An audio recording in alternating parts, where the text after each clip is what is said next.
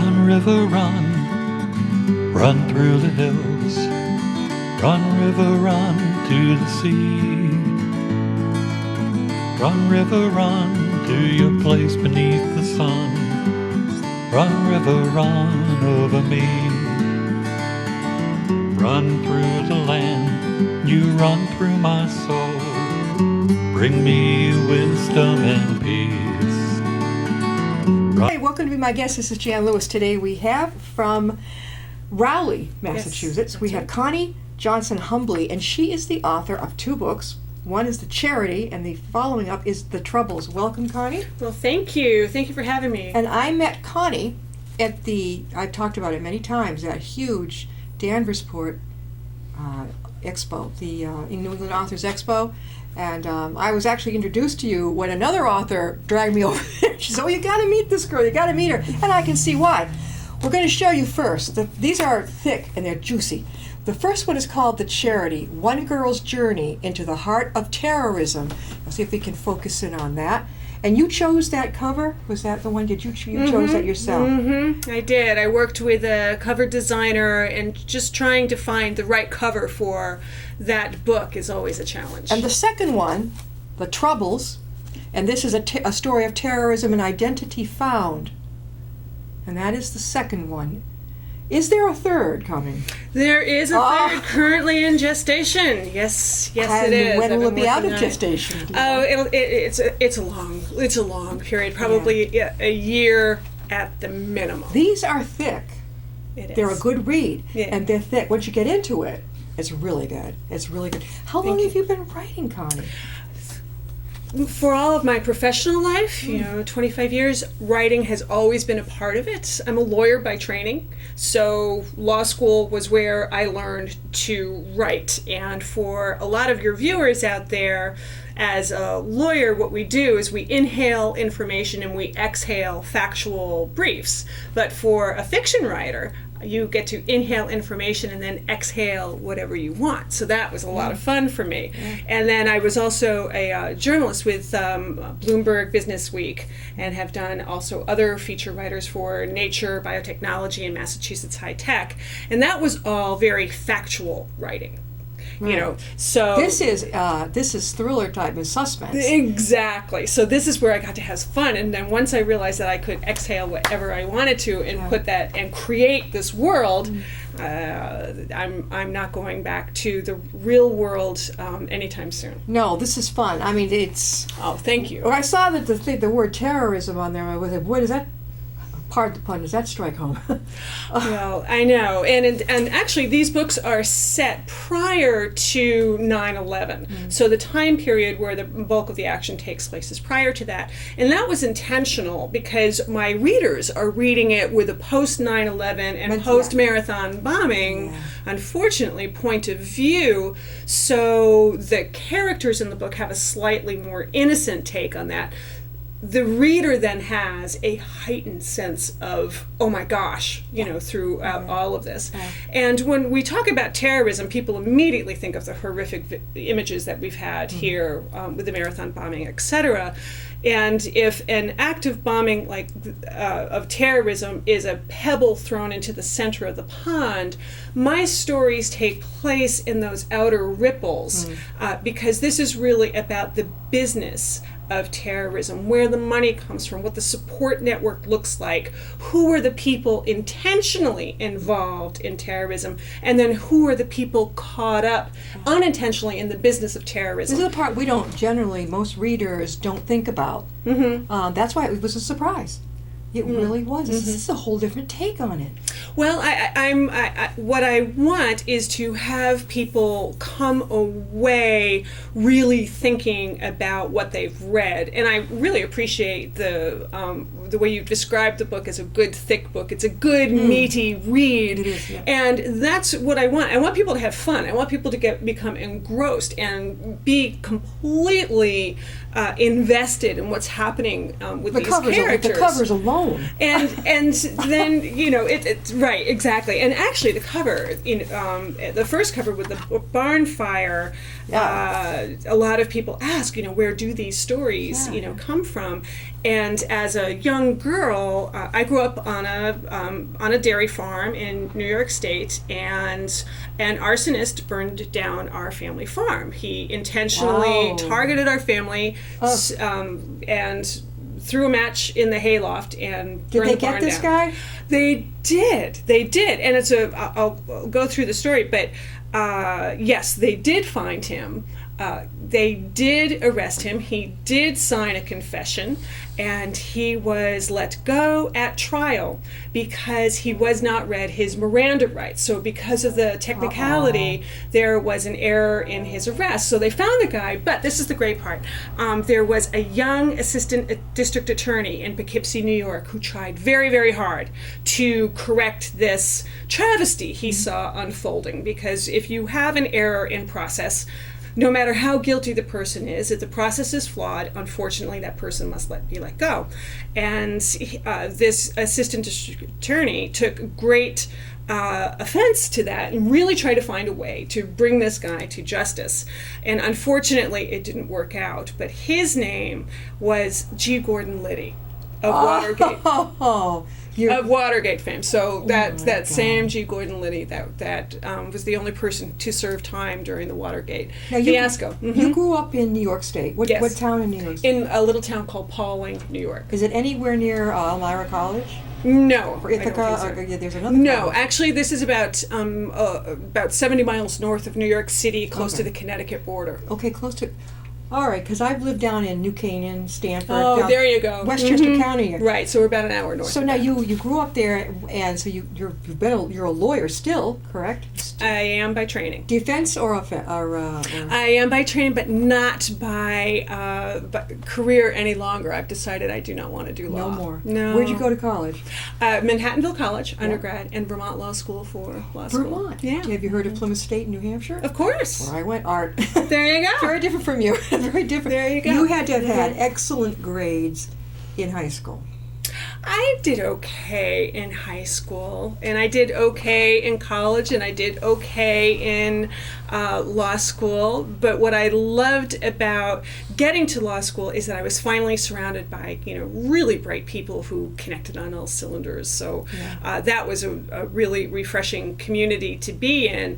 And then I really learned to write, and I believe that writing, especially a thriller, is very much like constructing a legal case, because you really need to know exactly the point you're going toward, and every word you put on paper is anticipating objections, anticipating problems, but you're always still heading toward one goal. And I think that's the mark of a really good thriller, is that you know where you're going from the very first words on that page, and you are manipulating that reader the entire way. You want them to have happiness, you want them to have fear, you want them to know the characters, you want them to fear for the characters. Yeah.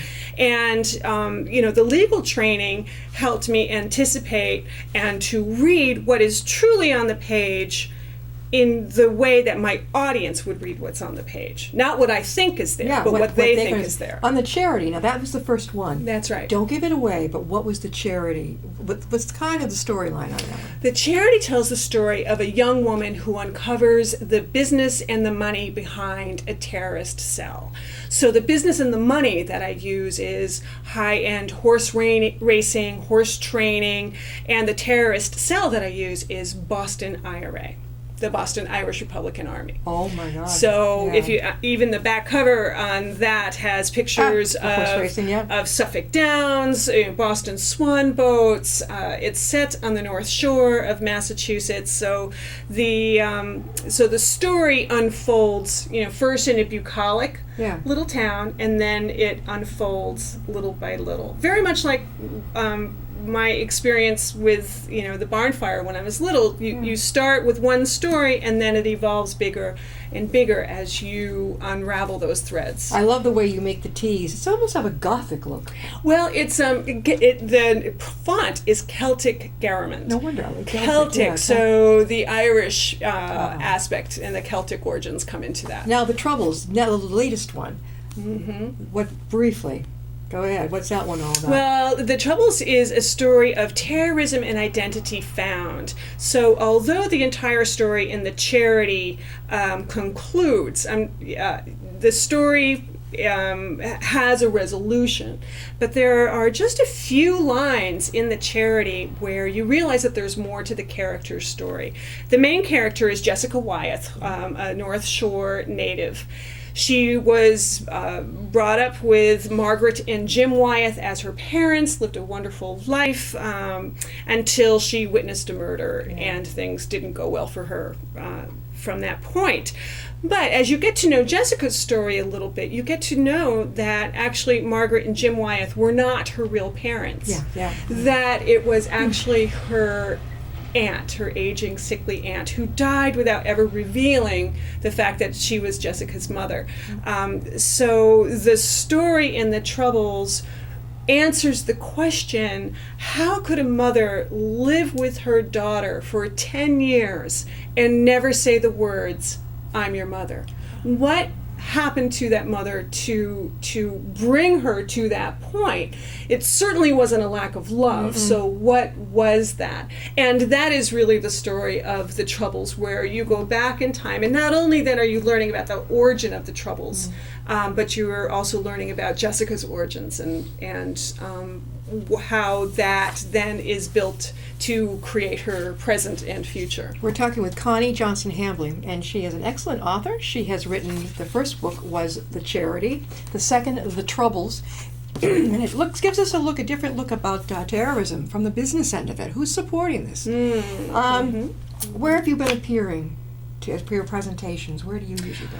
I do a lot of discussions at public libraries, so either as a standalone author or as a member of panels. I'm a member of the Sisters in Crime, which is a national organization that supports primarily women crime writers, crime and mystery writers, but men are sisters as well.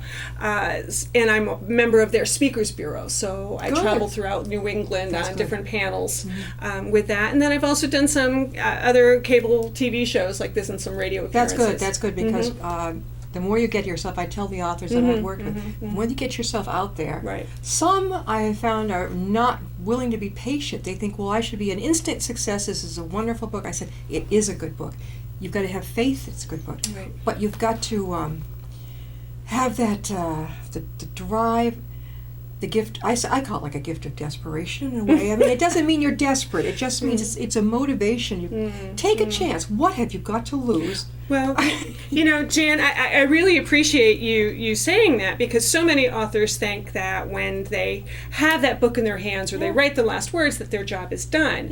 I have been involved not only in law, but I've been involved in entrepreneurial enterprises. I've helped start up companies. I've worked with the venture capital communities. I know how to make something from nothing.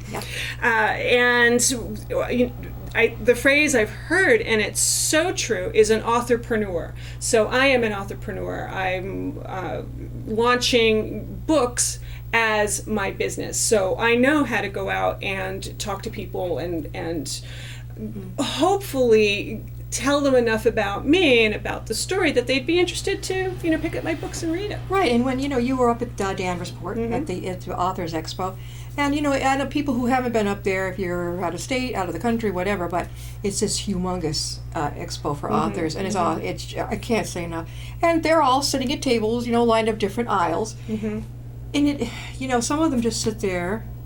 They don't interact with the person going by, and they just think, well, the book will sell itself. And I'm the type, I'm like you, I'll go up and start talking with them and say, this looks very interesting, you tell me about it.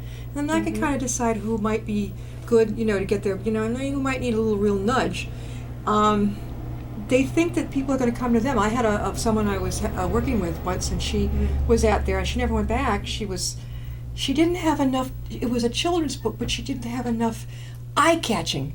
She could have had a stuffed thing. I would have had a stuffed thing of the character of my book Right. right there. And even if I had to share like half, it's expensive probably. I don't know what it is, but share half of the tables, whatever, then do it. Right. Why not? It is. I think also a lot of authors make the mistake where their only interaction is buy my book. Yeah. And that, to me, that's not interesting. I become interested in the author. I become interested in the subject matter. And then, picking up a book is a lot like getting a kid to try broccoli. It takes a few exposures before you really, get it. I've got to remember that way. You get to try broccoli. Uh-huh. You have children? I do. I have 3. Are they grown? They are. I have 2 in college, and 1 is a senior in high school. So. All right. Well, you probably the millennials, right? Oh yeah. It's like mine. Oh yeah. Great, huh? and they're very proud of Mom's social media skills. So that's great. Do they have that? Do they have the skills that you do? Are they? I think that they dust me on some of the stuff. That they're really good on the social media. Well, this stuff. Yeah. But they. But I. In order to be an entrepreneur in this business, you need to use all the tools available to you. Exactly. They think, well, I'm just going to get it. Some authors will say to me, well, I'm on Amazon. And I'm like, yes, but are you getting out there face to face? Get out to the libraries, get out somewhere, get out to the different, write to different places that you think would go with your book. Exactly. And I've been very thrilled to be a guest of Hank Philippi Ryan's, who's a big author in the Boston area specifically, but nationally she's known for her best-selling mysteries and series. And also Hallie Efron, who's also a Boston-based writer. I've met these women. I've gotten to know them a little bit. And they said, hey, be a guest of my blog. And I said, sure, I'd love to. So I've been on Femme Fatales and Jungle Reds and some of the other big reader blogs. And it's been a wonderful experience to get out there and get to know the readers, because what I want the readers to know, it's not all about the book and the authors. It's about them, what their experience is, and what excites them. Their feedback to you. Yeah. Some people don't want to hear it. Yeah. It's not a criticism. It's just like, this part was a little slow, but you got me in the beginning, and it's slow. Then you got me. It's not a criticism. It's just maybe how I read it. Connie, how can people reach you? Well, I have a website, www.conniejohnsonhambley.com, and Hambley is H-A-M as in man, B as in boy, L-E-Y. I'm on Twitter as @ConnieHambley, and also my Facebook page, which is facebook.com, The Charity Thriller. So those are the three main ways that you can get